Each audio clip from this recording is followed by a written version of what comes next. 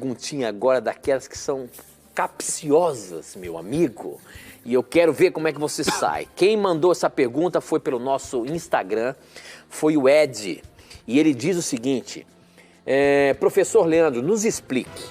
De acordo com os ensinos adventistas, no final do grande conflito, o pecado dos justos serão transferidos para Satanás, como em Levíticos 16:10, com o bode emissário.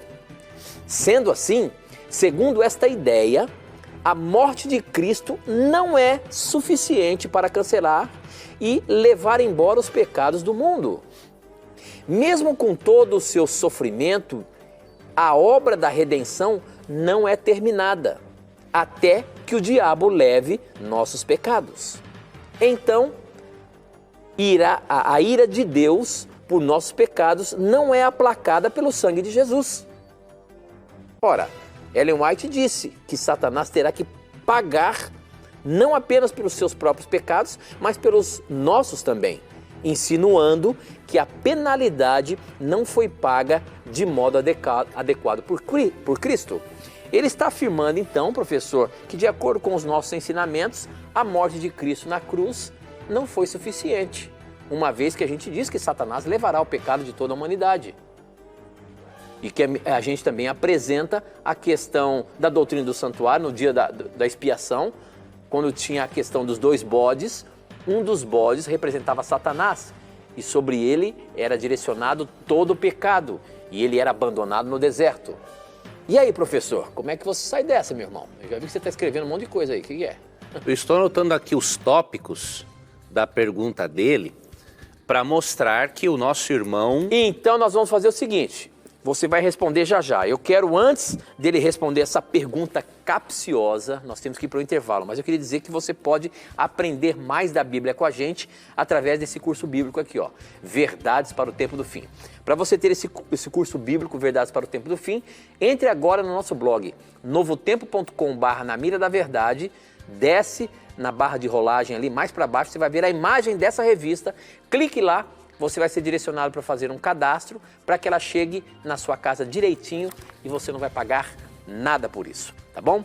Peça agora mesmo, é um presente nosso para você.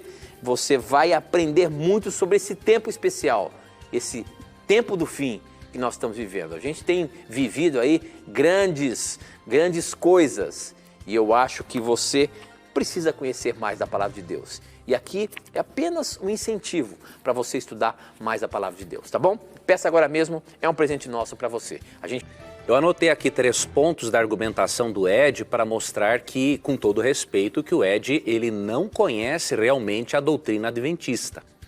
Primeiro, ele insinuou que a nossa crença de que o bode Azazel representa Satanás torna o sacrifício de Cristo ineficaz porque... biblicamente, a ira de Deus foi derramada sobre Cristo e, obviamente, para não ser derramada sobre nós, Cristo é o nosso substituto. Só que você esqueceu de uma coisa, Ed. A ira foi derramada sobre Cristo, sobre o inocente Jesus.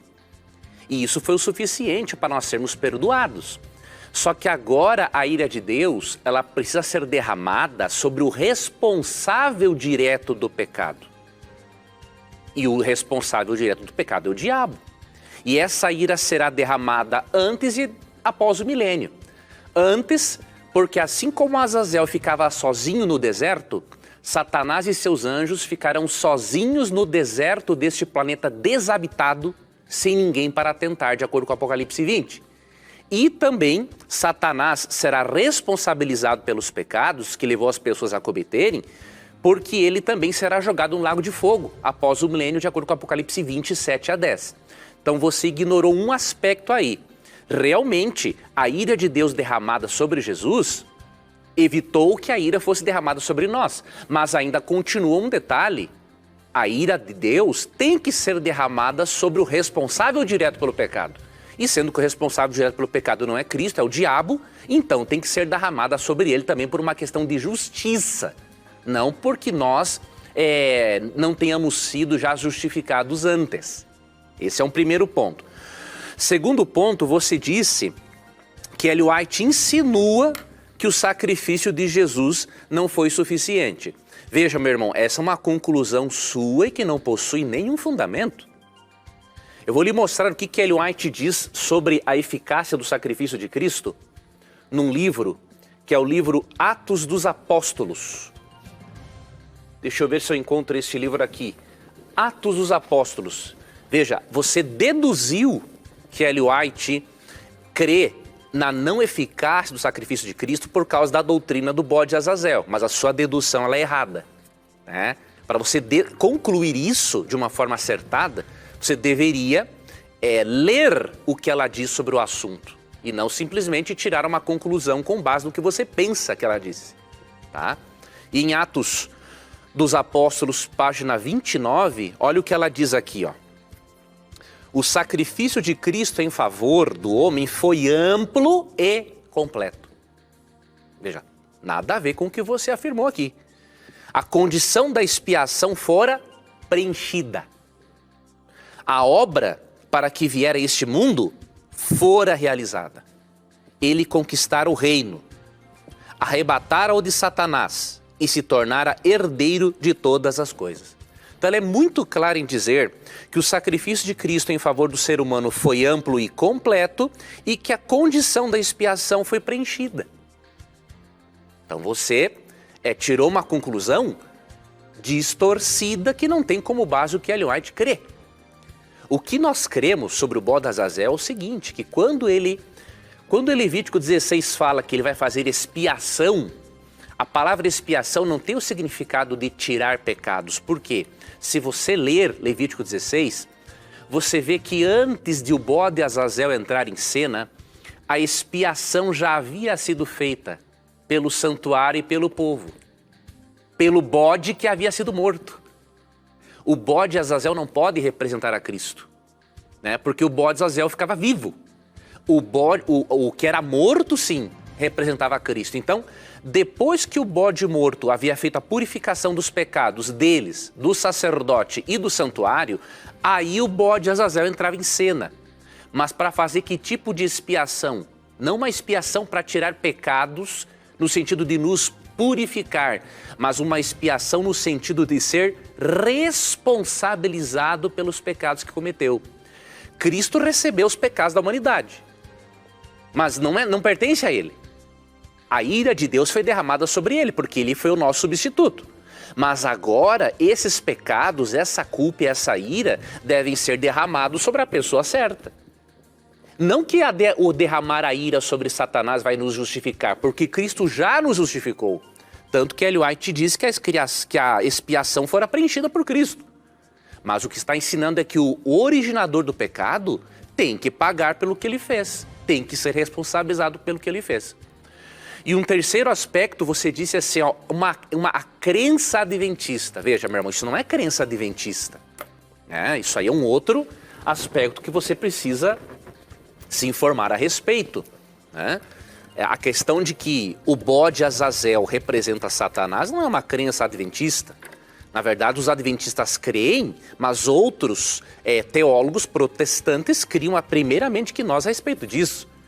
Então, eu não gosto dessa afirmação assim, ó, crença adventista, porque dá a entender o seguinte, né? Pelo menos muitos que usam ela dizem assim, não, já que só o adventista crê nisso, então ele é o herege e os outros não são hereges. Mas daí quando nós mostramos que outros creem da mesma forma, aí esse argumento de que o adventismo é uma heresia porque só ele crê em algo, esse argumento realmente se desmonta. Veja, se você ler, por exemplo, o livro aqui, Questões sobre Doutrina, na parte que fala sobre o bode Azazel, aqui é uma lista de eruditos protestantes que creem que Azazel representa Satanás e que isso não interfere em nada na perfeição do sacrifício de Jesus Cristo. Por exemplo, Dr. Russell Walden, um teólogo anglicano, ele disse assim, ó, o bode para Azazel, o bode emissário, conforme essa palavra é às vezes traduzida erroneamente, simboliza o desafio que Deus faz a Satanás. Dos dois bodes, um era para Jeová, significando a aceitação da parte de Deus da oferta pelo pecado. O outro era para Azazel. Isso deve ser interpretado provavelmente como uma pessoa estando em confronto com Jeová na cláusula precedente. Assim, Azazel é provavelmente um sinônimo de Satanás. Então, esse é um teólogo anglicano. Samuel Zwimmer, presbiteriano, crê da mesma forma. E.W. Regenstenberg é um teólogo luterano, né, que diz assim, ó, se Azazel não significa Satanás, não existe razão para a sorte ser lançada. Exatamente isso. Se tu vai lançar sorte para decidir qual bode é do Senhor e qual é para Azazel, não tem razão lógica de fazer isso, né?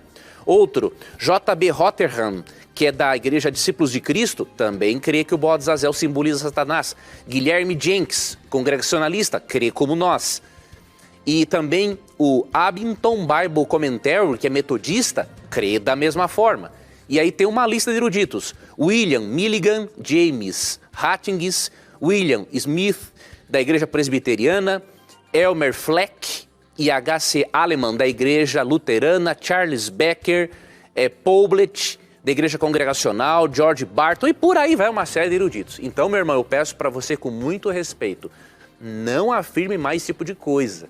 Tá? Dizer que isso é uma crença simplesmente adventista, isso não é verdade. E dizer que nós tornamos o sacrifício de Cristo limitado, também isso não é verdade. Está longe da verdade. Basta ler Atos dos Apóstolos, página 29. Ok, professor.